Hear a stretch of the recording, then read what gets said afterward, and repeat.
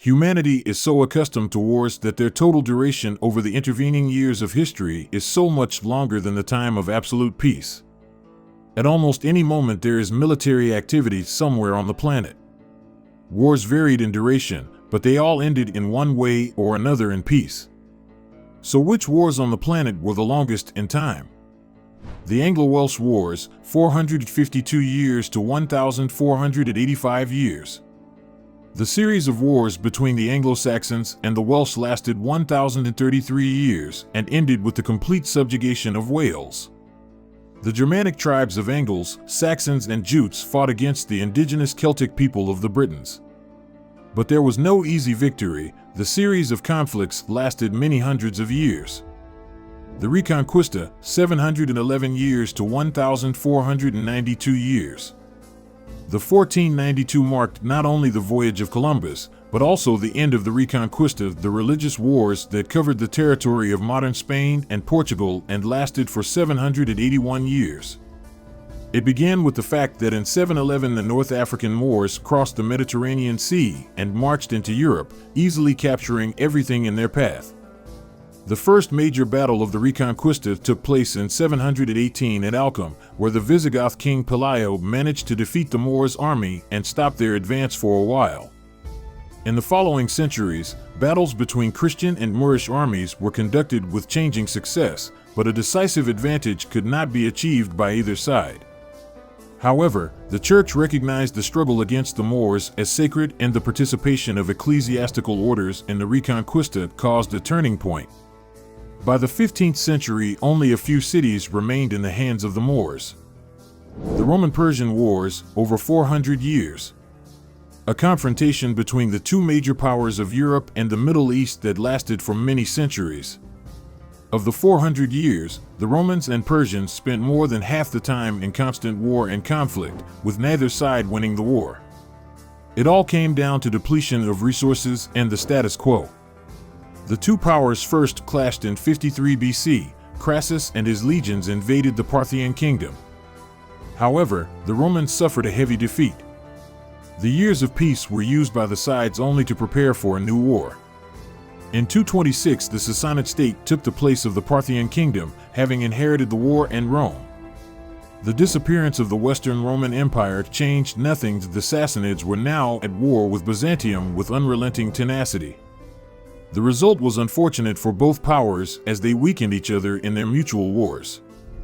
The Netherlands-Scilly War, 1,651 years to 1986 years. Scilly is a British archipelago. It was there during the English Civil War that the Royalist fleet arrived, losing the conflict to parliamentarians led by Oliver Cromwell. The Netherlands supported Cromwell at the time, so they sent their fleet to the archipelago. They expected to be compensated for their participation in the war. However, they received a refusal to pay the money. Not knowing what to do, on March 30, 1651, the Dutch admiral declared war on Scilly and without a single shot took the fleet back home. Then the archipelago from the Royalists switched to the parliamentarians. And after that the war was completely forgotten. They remembered only in 1986 and immediately signed the peace treaty. The 100 Years' War, 1,337 years to 1,453 years. In total, the series of wars between France and England lasted for 116 years. It all began because of the British Plantagenets' claim to the French crown. And the French wanted to increase their influence in Flanders and expel the English from mainland Europe.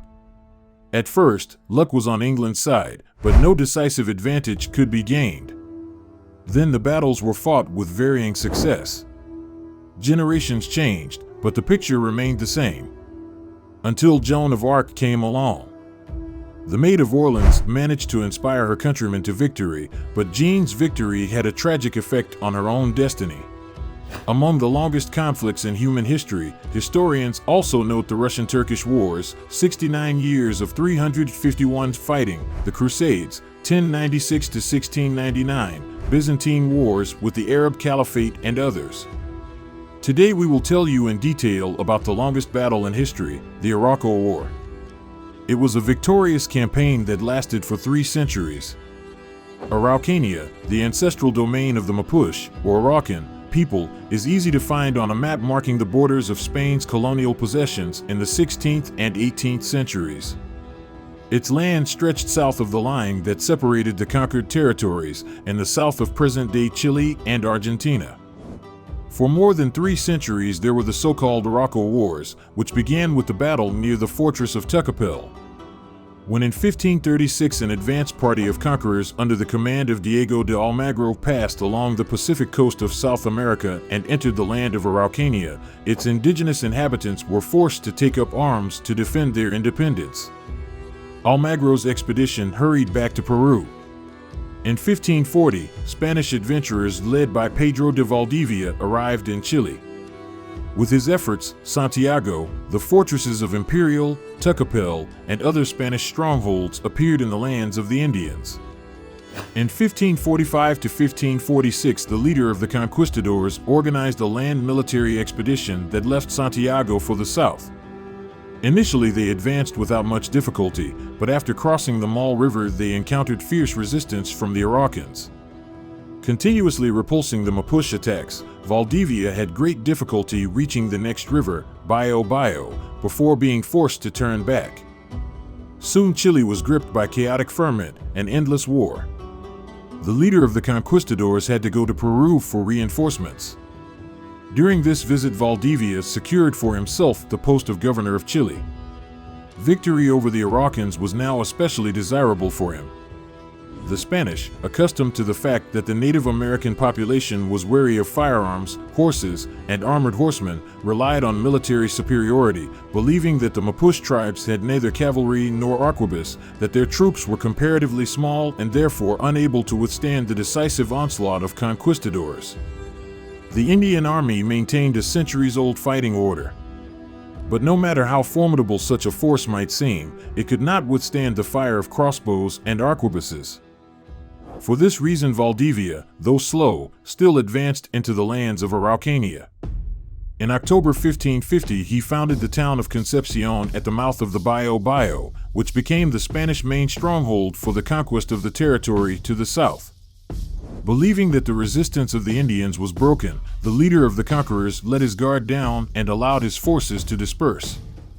This was taken advantage of by the Mapuche, who again rose to defend their lands. Although access to the Spanish fort of Tucapel was closed to them, the Araucans managed to deceive the vigilance of the garrison. Yanacona Indians who had served the conquerors had access to the fort. Disguised as servants, with bundles of firewood on their shoulders, a small band of brave men entered Tucapel. A battle ensued, which was soon joined by an Indian detachment waiting for the signal outside the fort walls. The Spanish made 3 sorties out of the fort, but were unable to break the Mapuche, and so left the fort under cover of darkness. Upon receiving news of the Araucan uprising, Valdivia urged his comrades in arms to take up arms, but was in no hurry to lead them into battle. The leader of the conquistadors led a force of 150 men to Fort Tucapel, intending to take it from the Mapuche. Apparently, together with the conquerors against the rebellious Araucans were thrown the troops of the Spanish-conquered Indians from other areas of Chile. The governor sent 2 scouts ahead, but they did not return. Soon the detachment encountered their heads hanging from tree branches. Still without information about the enemy, the Spanish arrived at the site where the fortress of Tucapel had once been founded by Valdivia's order.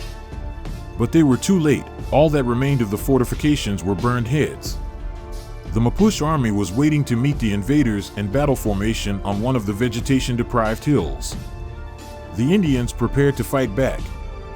According to Spanish chroniclers, the Indians were carefully preparing for the coming battle. Their military leaders carefully studied the enemy's characteristic fighting techniques, analyzing situations where the superior Mapuche units of conquistadors were losing battles. The Araucans abandoned traditional tactics and, instead of consolidating their power, as they had done before, broke it up into several smaller units. The Spanish, led into battle by Valdivia, did not take into account the danger posed by the new Mapuche tactics. The conquistadors believed that their decisive onslaught would sweep away the small Indian bands one by one. Without waiting for reinforcements to arrive, the conquistadors rushed to attack. Apparently, Valdivia did not expect a protracted battle. He had no forces in reserve. Nor were there cannons whose salvos would have killed many enemy warriors and confused the ranks of the enemy. The key to the Spanish success was the weapons they could use in close combat. As the Araucan chiefs anticipated, a cavalry attack followed. The first squad of Mapuche, which in the eyes of the Spanish was a small unit, unworthy of any tactical innovation for the sake of fighting it, was swept away. The Indians did not scatter when the cavalry approached, offered decent resistance, and retreated. Inspired by their small victory, the conquistadors pounced on the second unit. Having defeated it as well, the conquerors shifted the main blow to the third detachment. If the Spanish chroniclers are to be believed, the Indians stubbornly stuck to their plan. As soon as the first of their detachments accomplished their mission, the warriors retreated without panic or haste, giving their comrades in arms an opportunity to fight the enemy and demonstrate their military prowess. While the infantrymen of the second squad were on the battlefield displaying their fighting skills, the Araucan men who had done their duty were gathering in the rear. One of the military leaders, with special authority, regrouped the troops that had emerged from the battle. The new detachment took its assigned place in the line. The Indians, waiting for the time to act again, rested, cleaned up their weapons, and replenished their strength with food and drink. Meanwhile, their countrymen fought. Chroniclers believe that the battle had already lasted more than 3 hours when the Spanish sensed that fortune had turned its back on them this time. Nevertheless, the battle continued. After another 4 hours, the conquistadors were exhausted, and no end to the fighting was in sight. There were several more in the rear of the squad the Valdivian soldiers were fighting. At last the conquerors decided to retreat, not waiting for their horses to fall from fatigue. A league and a half behind them was a passage that, according to the chronicler, 2 Spanish soldiers on foot could defend against the whole of the enemy's army. The Indians unraveled the maneuver. Continuing to fight off the encroaching Indians, the conquistadors began to retreat. But their hopes of outsmarting the Mapuche did not materialize. Lautaro, one of the Araucan leaders, figured out the enemy's maneuver. Garcilaso de la Vega reproduced the young chief's words thus: "Do not lose heart, brothers, for already these thieves are running, and their hope is to reach the narrow passage. Therefore decide what is necessary for the freedom of our homeland and the destruction of these traitors." After this warning, several Indian detachments rushed to cut off the Spanish escape route. When the conquistadors made their way to the escape passage, it had already been occupied by Indian warriors. The Spanish were now attacked from 2 sides. The Mapuche changed their tactics once they were certain that the enemy would not escape retaliation. The warriors attacked together, acting decisively and selflessly. Araucans, according to chroniclers, no longer showed fear of horses, grabbing them who by the tail, who by the front or back legs, by the mane. The Spanish detachment was annihilated. Governor Valdivia was taken prisoner.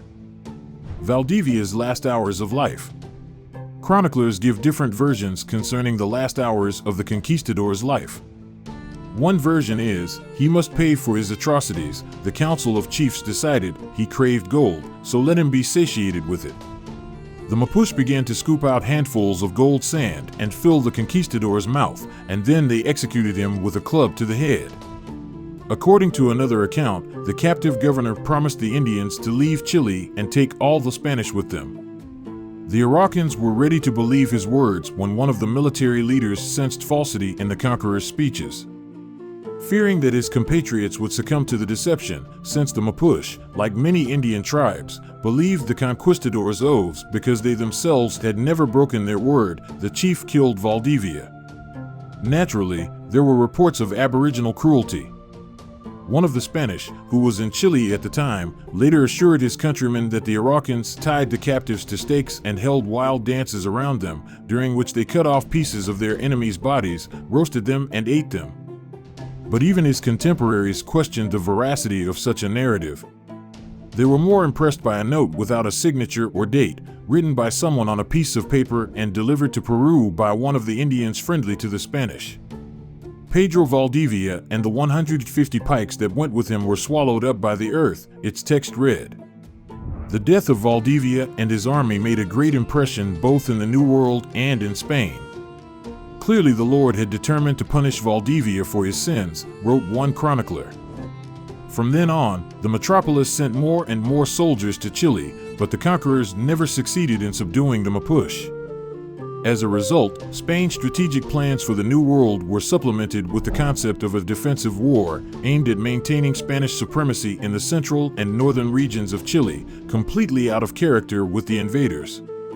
Such an interesting battle lasted a full 300 years and was called in history the Araucan War. Even now there are enough hot spots in the world. Modern wars are called differently as liberation movements, the fight against terrorists and separatists, special operations, etc. We can only hope that the voice of logic will prevail, and wherever there is shooting, people will sit down at the negotiating table with peace to follow. What would you like to see next on our channel? Tell us in the comments.